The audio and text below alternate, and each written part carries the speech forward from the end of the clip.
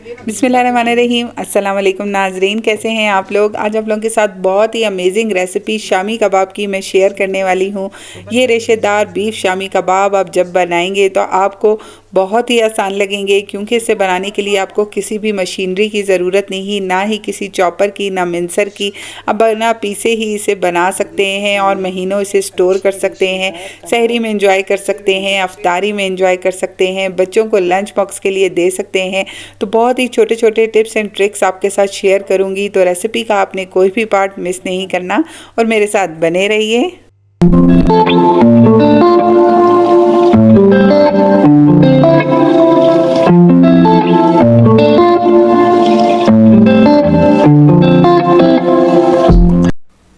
तो रेसिपी को हम शुरू करेंगे। हमने यहाँ ले लिया है बीफ, अच्छे तरीके से धो लिया है 1.5 किलो। 2 से 3 हम यहाँ प्याज मोटा मोटा चॉप कर लेंगे। इसके अलावा 10 से 12 कलियाँ लहसुन की ले लेंगे। 2 इंच का टुकड़ा हम यहाँ अदरक का लेंगे। 3 से 4 हरी मिर्चें शामिल करेंगे। इसके अलावा हमने कुटा हुआ धनिया लिया है 2 चम्मच, गरम मसाला 1.5 चम्मच, काली मिर्चें आधी चम्मच, 2 चम्मच ज़ीरा, 2 चम्मच या टेस्ट के हिसाब से नमक, 1 चम्मच लाल पिसी हुई मिर्च और 10 से 12 साबित लाल मिर्चें। साबित लाल मिर्चों का बहुत ही ज़बरदस्त इसमें टेस्ट आता है। तकरीबन 3 पाव के करीब मैं इसमें दाल शामिल कर रही हूँ। आप चाहें तो आप 1 kg तक भी शामिल कर सकते हैं। तो यहाँ हमने प्रेशर कुकर में गोश्त शामिल कर दिया है। इस वक्त मैंने इसमें 4 गिलास पानी शामिल किया है। साथ ही हम प्याज, लहसुन, अदरक और हरी मिर्चें शामिल करेंगे और तमाम मसाला जात जो मैंने पहले ही मेंशन किए हैं वो सब शामिल कर देंगे। अच्छा सा इसे हम मिक्स दे देंगे और इसे बॉयल आने देंगे। जब तक बॉयल आ जाएगा तब तक हम इसे अच्छे से मिक्स कर लेते हैं। और अब आप देखिए बहुत अच्छे तरीके से मिक्स हो चुका है ये तमाम हमारा मिक्सचर। पानी में 2 गिलास मज़ीद शामिल करूँगी, क्योंकि हम बाद में चने की दाल भी इसी पानी में ही डाल देंगे। तो मज़ीद पानी हम शामिल नहीं करेंगे। यहाँ मैंने 6 गिलास पानी शामिल किया है।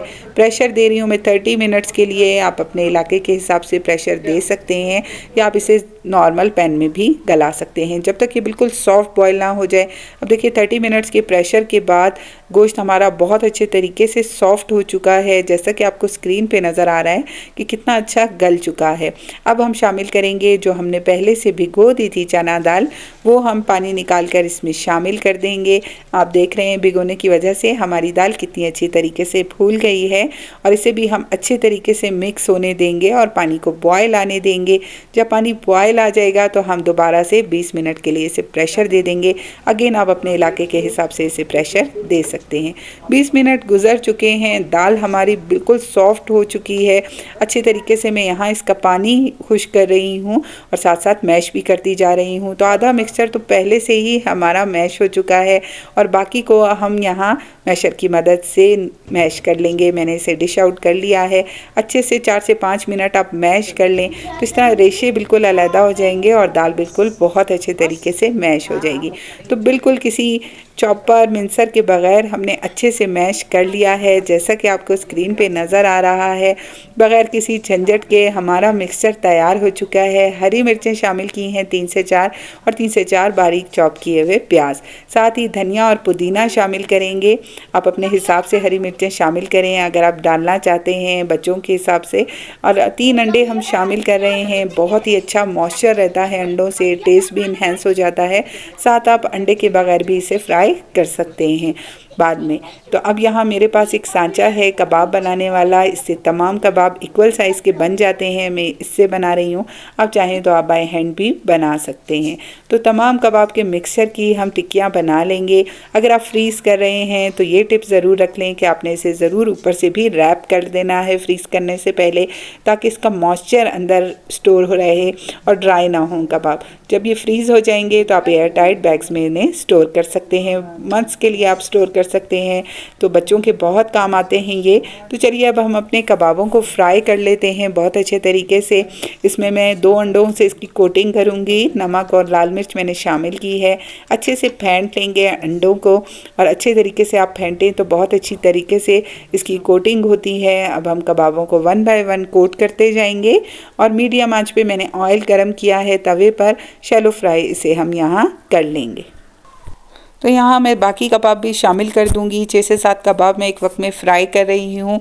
दोनों तरफ से मीडियम आंच पर हम अच्छा सा गोल्डन ब्राउन कलर दे देंगे, क्रिस्प कर लेंगे तो हमारे ज़बरदस्त से कबाब बिल्कुल रेडी हो जाएंगे। बहुत ही यूज़फुल रेसिपी है, रमज़ान में आपके बहुत ही काम आने वाली है। आप इसे सहरी में पराठों के साथ इंजॉय कर सकते हैं, अफ्तारी में आप पुलाव के साथ इसे इंजॉय कर सकते हैं, किसी भी तरह के चावलों के साथ। बहुत ही ज़बरदस्त रेसिपी है, बच्चों को लंच बॉक्स में दे सकते हैं। तो अगर आज आपको मेरी रेसिपी पसंद आई है तो ज़रूर से लाइक दें, चैनल पर नए हैं तो ज़रूर से सब्सक्राइब कर लें, चैनल को अपना सपोर्ट ज़रूर दें, फ्रेंड्स और फैमिली के साथ इस रेसिपी को ज़रूर से शेयर करें और मुझे ज़रूर बताएं कि अगर आपने ये कबाब बनाए हैं तो आपके कैसे बने हैं और आपके घर वालों का फीडबैक कैसा था। तो और कैसी कैसी रेसिपीज़ आप सीखना चाहते हैं ज़रूर मुझे बताइए। अगली वीडियो तक के लिए इजाज़त दें। अल्लाह हाफिज़।